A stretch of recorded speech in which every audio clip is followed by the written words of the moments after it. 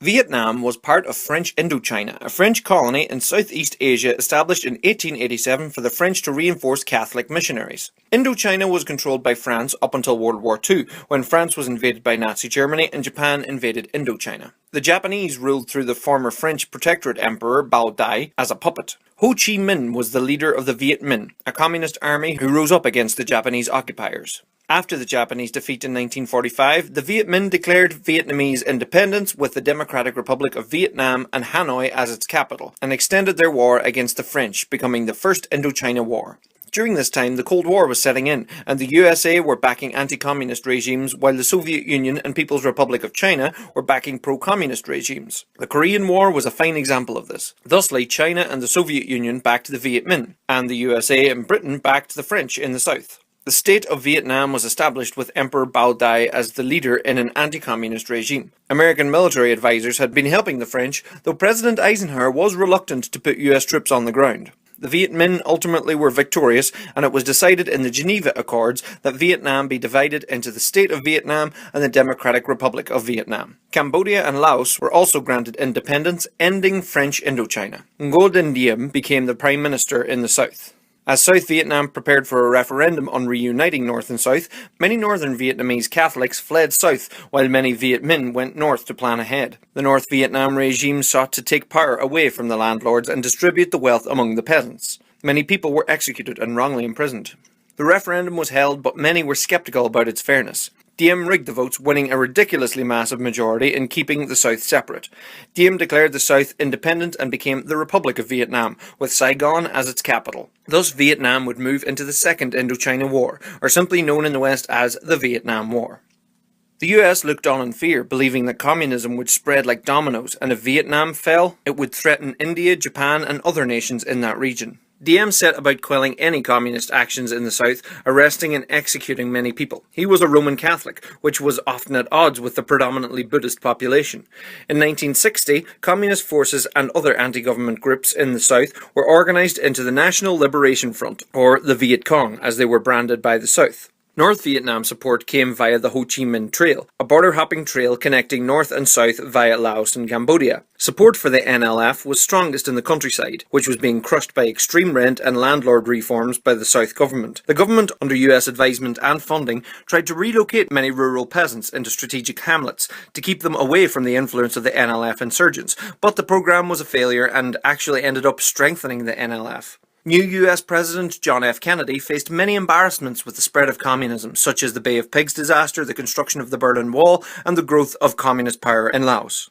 He believed Vietnam was where he could make a strong stand against the spread of communism. Kennedy was reluctant to put US troops on the ground, believing that the South Vietnam Army had to defeat the NLF on their own, but they were disorganized, crippled by political corruption, and under constant attack from guerrilla forces. More and more US military advisors and equipment were sent to Vietnam to help, but despite this, the South Vietnam Army continued to suffer silly defeats at the hands of the NLF. By 1963, religious tensions ran high as the pro-Catholic government discriminated more and more against Buddhists, banning their flag, killing protesters, and raiding pagodas. Protests intensified. On November 1st, officers of the South Vietnam Army rose up against the government and captured the leaders in a coup d'etat. Ngo Dinh Diem and his brother and advisor Ngo Dinh Nho were brutally assassinated the following day. The NLF took advantage of the political chaos of the South and strengthened their position with the people. To add even more instability, John F. Kennedy was assassinated in Dallas, Texas, less than a month after the coup.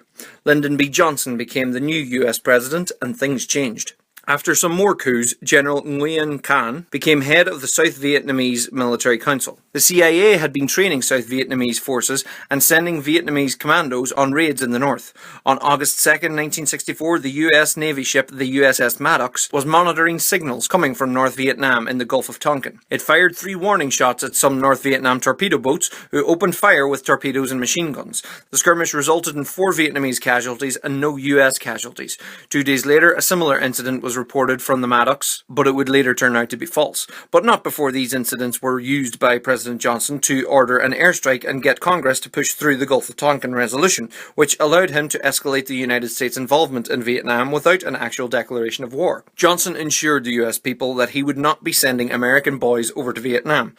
Before he was re-elected, Conscription in the United States, known as the draft, had been on the go constantly since 1940 to fill gaps in the army where volunteers weren't joining. As tensions in Vietnam escalated, many young men tried to avoid the draft, which could be a criminal offence. Come 1965, the NLF and North Vietnam forces continued their victories against the South. In February, while new Soviet Premier Alexei Kosygin was on a state visit to strengthen ties with North Vietnam, the NLF attacked a US helicopter facility in Pleiku. In retaliation, Johnson ordered bombing campaigns over North Vietnam. It was also decided that the South Vietnam Army weren't enough to guard the US air bases, so on the 8th of March, the first US ground troops were sent to South Vietnam in the form of 3,500 Marines. Neighbouring Laos fell into civil war between the US-backed government and the communist Pathet Lao. US Operation Barrel Roll saw the aerial bombardment of the Pathet Lao, trying to deny Vietnam's access to the Ho Chi Minh Trail, but this didn't work. One particular bomb, which was used by the US throughout the war, was napalm, a sticky flammable chemical which was very effective at destroying jungle and causing mass devastation and terror. By the end of 1965, US ground forces had swollen to 200,000 troops, still with the view of defending South Vietnam, but troop morale was low. This defensive position was soon to change, however, as General William Westmoreland believed that US troops could end this war if they went on the offensive. A three-point plan was made with a view to winning the war. Johnson approved and the war escalated. South Vietnamese Air Marshal Nguyen Cao Ky became Prime Minister in mid-1965, bringing a little political stability to the South. The US called its SEATO allies to contribute troops to the conflict, which they did, as did South Korea.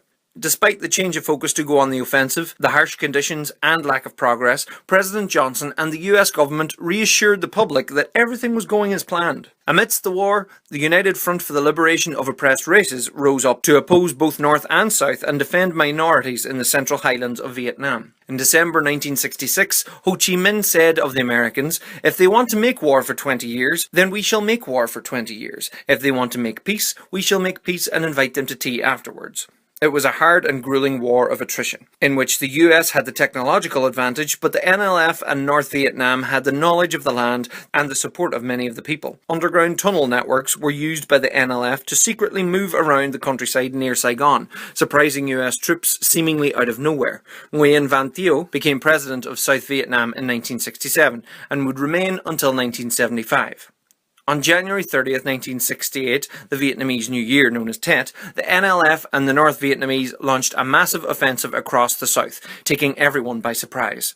The Tet offensive saw 85,000 troops attacking over 100 cities, including the US Embassy in Saigon. Despite being caught unawares, the US and South Vietnamese counterattack was powerful and effective.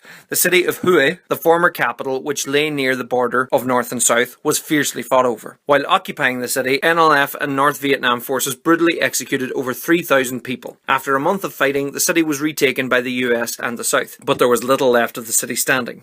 It was one of the bloodiest battles of the war. Media coverage of journalists on the ground in Vietnam differed from the official line coming from President Johnson, which damaged his credibility. The US people's approval of Johnson and the war plummeted.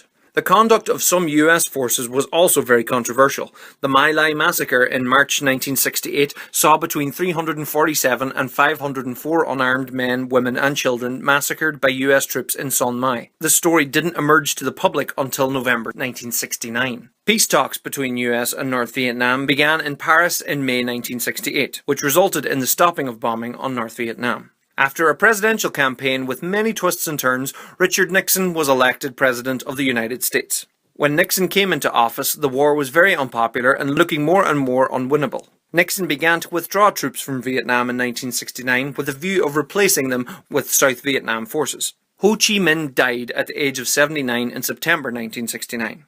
Some ministers and military leaders formed a Politburo for collective leadership to see an end of the war.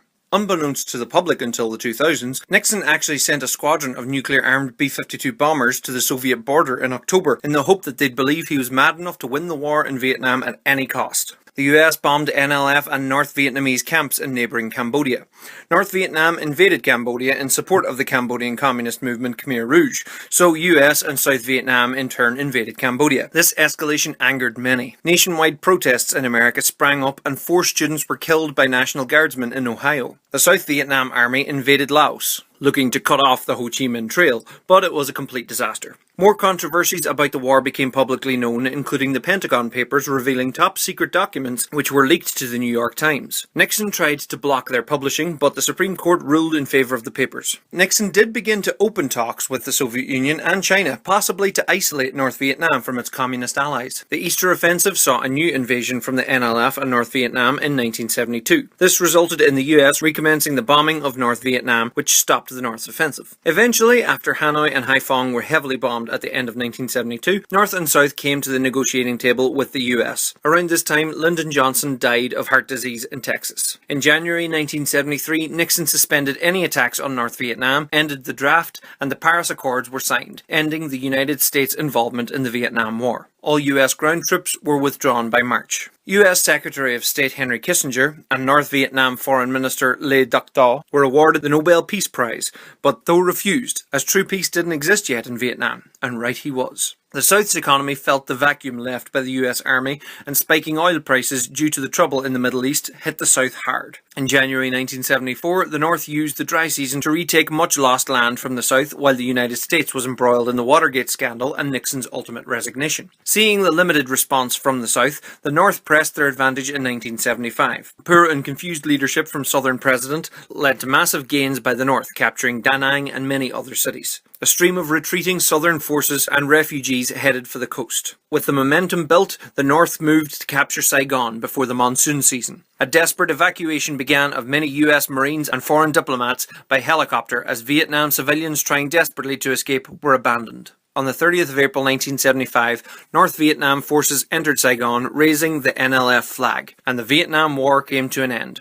In 1976, North and South would be unified into the Socialist Republic of Vietnam, and Saigon was renamed Ho Chi Minh City, becoming the capital of the whole country. All of former Indochina was now communist. The massive upheaval in Cambodia led to the terrible reign of the Khmer Rouge, led by Pol Pot, who would commit genocide of millions of Cambodians. Vietnam would go to war with Khmer Rouge, leading to more war with China and Thailand. Vietnam's economy struggled throughout the 70s and 80s, with many southern rice farmers refusing to cooperate with the state-run system, leading to aspects of capitalism creeping in. The wars and poor living led to many refugees. The US had dropped 7 million tons of bombs across Indochina throughout the war. Much of the unexploded bombs render much of the potential farmland in the region unusable to this day. This war deeply scarred the region. It also deeply scarred the psyche of the United States, the great world superpower which couldn't win a war against a small nation of communists. It led to a wariness towards US foreign intervention in the future, and whether it was worth the American lives, or the lives of those in whichever country for that matter. 58,220 American soldiers were killed during the war. Between 1 and 3 million Vietnamese were killed. The Cold War would chill on for another decade, and communism did not spread to India or Japan. The government of Vietnam today still claims to be socialist, but contains much of the capitalist corruption of neoliberalism. It has solid relations with the rest of the world, yet remains scarred by what they refer to as the American War. Thank you for watching, folks. This video indeed has been a long time coming, and I thank you all for your patience. You can support the creation of these new history videos through Patreon. Be sure to follow me on Facebook, Twitter, Instagram for all the updates. I'm very excited to announce that Mannyman Does the History of Ireland on Stage will be a new play written by me and produced by Angrianan Theatre. It will be part of the Errigal Arts Festival in Donegal in July, with possibly more to come in 2019. Don't forget that my history books can be bought on thecollinspress.ie. Thanks again for watching.